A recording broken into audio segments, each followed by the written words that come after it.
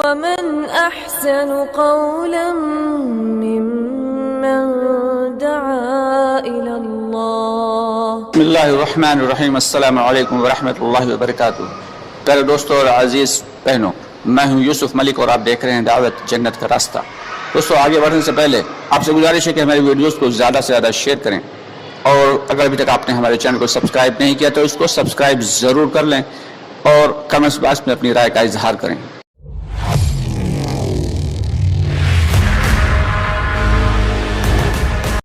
اور سیکھ سیکھ کے دین پہ عمل کرنا ہے. آج ہمارے کتنے ایمان والے بھائی ایسے ہیں، کتنے مسلمان بھائی ایسے ہیں کہ جو غسل کے فرائض تک کو نہیں جانتے. اللہ کے راستے میں نکلیں تب پتہ چلے گا جب مذاکرہ ہوتا ہے کہ لوگوں کو غسل کیسے کیا جاتا ہے یہ طریقہ نہیں معلوم. اور عمر کتنی ہو گئی؟ 40 سال 50 سال. وضو کے فرائض کیا ہیں نہیں معلوم. یہاں تک کہ جو نمازیں ہوتی ہیں ان نمازوں میں کس نماز میں کتنی رکعت ہوتی ہیں یہ بھی بہت سے نہیں جانتے. اور جو رکعت ہوتی ہیں تو ان میں کون سی سنت ہے، کتنی سنت ہوتی ہیں، کتنی نوافل ہوتی ہیں، کوئی نہیں جانتا. اور جو بہت کچھ جانتے ہیں، اتنا کچھ جانتے بھی ہیں، تو ان سے آپ دعائے قنوت سن لیں جو وتر میں پڑھنا ضروری ہے. اچھوں کو نہیں یاد ہوتی دعائے قنوت وتر کی. کئی مرتبہ تو ایسا ہوا کہ بھائی کیا پڑھتے ہو پھر وتر میں؟ بولے قل هو اللہ پڑھ لیتے ہیں. دعائے قنوت کی جگہ پتہ نہیں کس نے بتا دیا کہ بھائی قل هو اللہ والی سورت پڑھ لو تمہاری وتر کی نماز ہو جائے گی. سوال ہی نہیں پیدا ہوتا. اس کے لیے تو علماء کرام نے فرمایا ہے کہ اگر جس کو دعائے قنوت نہیں یاد ہے تو دعا کو سیکھتا رہے اور ربنا آتنا فی الدنیا حسنہ وفی الآخرۃ حسنہ وقنا عذاب النار یہ پڑھتا رہے. یہ نہیں کہ سیکھنا چھوڑ دیا صرف اسی کے اوپر کافی ہے، یہ نہیں ہے، بلکہ دعائے قنوت سیکھتا رہے اور جب تک یاد نہیں ہو پا رہی پوری تب تک کم از کم کے درجے میں یہ پڑھتا رہے. صرف قل اللہ پڑھنے سے کام نہیں چلے گا. تو دین کو ہم نے سیکھا نہیں، علماء کرام کے پاس بیٹھے نہیں، دین کے مسائل کو سمجھا نہیں، جو جی چاہا وہ کیا اور سمجھ یہ لیا کہ ہم دین پہ چل رہے ہیں. تو اس لیے کوشش یہ کرنا ہے کہ دین کو سیکھیں، دین کو سیکھیں اور سمجھیں اور اس کے بعد پھر عمل کریں. اسی لیے یہ جو دعوت کی محنت ہے اس سے چاہا یہ جا رہا ہے. اسی لیے خوبیوں کا منبع جو بتایا تو سب سے پہلے اس میں کیا ہے کہ ایمان بنے گا، اللہ سے ہونے کا یقین پیدا ہوگا. اس کے بعد پھر نماز کی پریکٹس ہوگی، نماز سیکھنے کی جو ہے نماز کے مسائل سیکھنے کا موقع ملے گا. جب اللہ کے راستے میں جائیں گے اور پھر حالات پڑیں گے اور مشکلات اور پریشانیاں آئیں گی سامنے، تب پتہ چلے گا کہ ایمان ہے کیا ہمارا.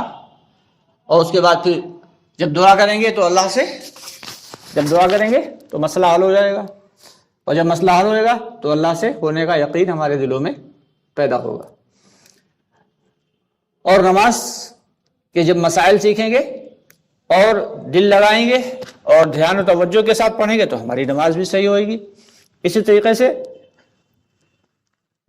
دین کا علم و ذکر کے اعتبار سے اگر دیکھا جائے تو تعلیم میں بیٹھیں گے، بہت ساری ایسی باتیں ہیں دین کی جو ہمیں تعلیم کے ذریعے پتہ چل جائیں گی.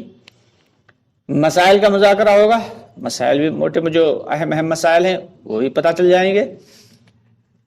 اور تسبیحات کی فکر کریں گے، قرآن پاک کی فکر کریں گے تو ہمارا دل اللہ کے دھیان کے اعتبار سے زندگی گزارنے والا بھی بن جائے گا. یعنی ذکر کا بھی ہمارے دل کے اندر اس کی بھی اہمیت آ جائے گی، اللہ کے دھیان کو زندگی گزارنے کی توفیق ملے گی.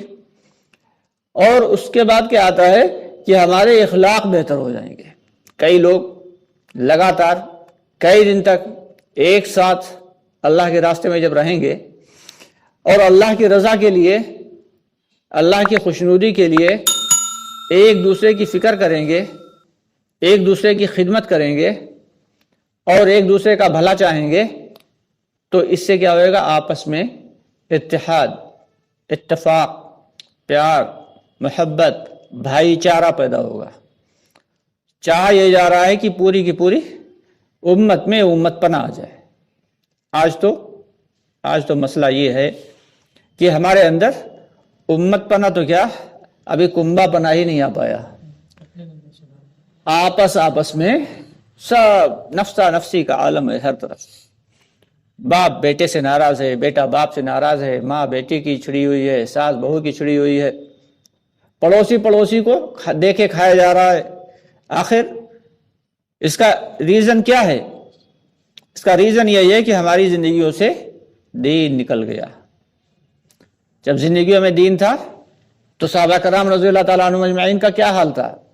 جب تک دین کے اعتبار سے نہیں تھے, دین کے اعتبار سے ان کی زندگی نہیں تھی, تو ایک کا اونٹ دوسرے کے اونٹ سے پہلے اگر پانی پی لیتا تو وہ لڑائی صدیوں چلا کرتی تھی, نسلوں در نسلوں چلتی تھی.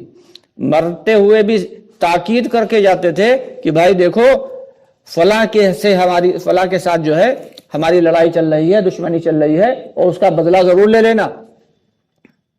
اور بات کیا ہوتی تھی کہ تیرے اونٹ نے میرے اونٹ کا پانی جھوٹا کر دیا, بس اتنی سی بات ہوتی تھی. اتنی سی بات پہ لمبی چوڑی آپس میں. لیکن وہی صحابہ کرام رضی اللہ تعالیٰ عنہم اجمعین جب دین کے اعتبار سے زندگی گزارنے والے ہوئے تو ان کے اخلاق کا کیا معاملہ کہ ایک صاحب جو ہے پانی لے کے پہنچے تو 3 صحابی جن کا آپس میں کوئی رشتہ نہیں, صرف دینی رشتہ, ایک کو پانی دینے لگے. جب تک پڑوس سے آواز آئی آہ کی تو پہلے والے نے پانی کہا, پانی کو قبول نہیں کیا, کہا ان کو دے دو, شاید ان کو زیادہ ضرورت ہے.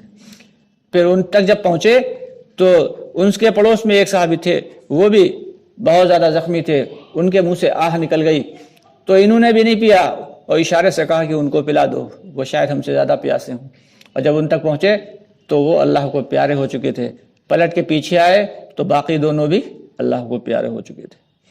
یعنی وہ لوگ جو ایک دوسرے کے اونٹ کے پانی کو جھوٹا کرنے پہ صدیوں لڑا کرتے تھے, جب دین کے اعتبار سے زندگی ہو گئی تو کیا حالات ہوئے کہ ایک دوسرے کی وجہ سے پیاسے مر گئے, لیکن پانی پینا مرتے وقت بھی گوارا نہیں کیا.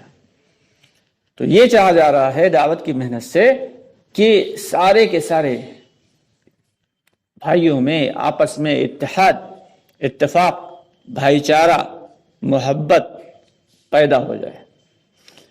تو دعوت کی یہ عالی محنت سے جب ہم جڑیں گے تب پھر یہ صفات ہمارے اندر پیدا ہونا شروع ہوں گی. آج تو ہمیں ابھی اپنے ماں باپ کے حقوق نہیں معلوم, بیوی بچوں کے حقوق نہیں معلوم. ایک لڑکے کی شادی ہوتی, جب تک شادی نہیں ہوئی تب تک سب سے اہم جو تھی وہ اماں ہی تھیں, اور جب شادی ہو گئی تو اماں کو لات ماری, کنارے کیا, اب سب کچھ بیوی ہو گئی. جبکہ ماں کے اپنے الگ حقوق ہیں اور بیوی کے اپنے الگ حقوق ہیں. ایسے بھی حالات سامنے آئے کہ کچھ لوگ اتنے زیادہ فرما بردار بن گئے کہ بیوی کے حقوق کو ادا نہیں کر رہے ہیں, لیکن جو کچھ ہے ماں ہی ہے. تو اللہ رب العالمین نے ماں کے حقوق کے اعتبار سے وہ الگ ہیں اور بیوی کے حقوق الگ ہیں. دونوں کے حقوق کو پہچاننا ہے, ان کو پورا کرنا, ان کو ادا کرنا ہے. یہ ہے دین. مرضی مطابق چلنا کہ نہیں اماں ہماری پہلے سے ہیں تو اب اماں ہی کا بارے میں سب کچھ سوچنا ہے, بیوی کے حقوق ادا نہیں کریں گے تب بھی اللہ کے یہاں پکڑ ہوگی. اور شادی ہوتے ہی بیوی کے پلوں میں بندھ گئے اور اماں کو چھوڑ دیا اور گھر والوں کو چھوڑ دیا اور صرف بیوی کے حقوق ادا کر رہے ہیں, تب بھی اللہ کے یہاں پکڑ ہوگی. اگر بچوں کے حقوق ادا نہیں کر رہے ہیں, بچوں کی صحیح تربیت نہیں کر رہے ہیں, تب بھی اللہ کے یہاں پکڑ ہوگی. اور اگر بچوں کو بیجا لاڈ پیار کر رہے ہیں اور ان کو جو ہے کھلی آزادی دے دی ہے, اور تو جو بھی وہ گناہ کریں گے جب تک بالغ نہیں ہوتے اس کا بھی گناہ کا بھی جو ہے بدلہ اللہ تعالیٰ دیں گے. جیسے ثواب کا بدلہ ملتا ہے اللہ گناہ کا بھی دیں گے. تو اس لیے چاہا یہ جا رہا ہے کہ ہم سبھی کے حقوق کو معلوم کر کے اور ان کو ادا کرنے والے بن جائیں. ماں باپ کے کیا حقوق ہیں, بیوی بچوں کے حقوق کیا ہیں, پڑوسیوں کے حقوق کیا ہیں, بھائی بہنوں کے حقوق کیا ہیں, رشتہ داروں کے حقوق کیا ہیں, پڑوسیوں کے حقوق کیا ہیں. ہر ایک کے حقوق کو پہچانیں اور ان کے حقوق کو ادا کریں, اور اپنے جو دوسروں کے ہمارے جو دوسروں کے اوپر حقوق ہیں ان کو معاف کرنے والے بن جائیں کہ چلو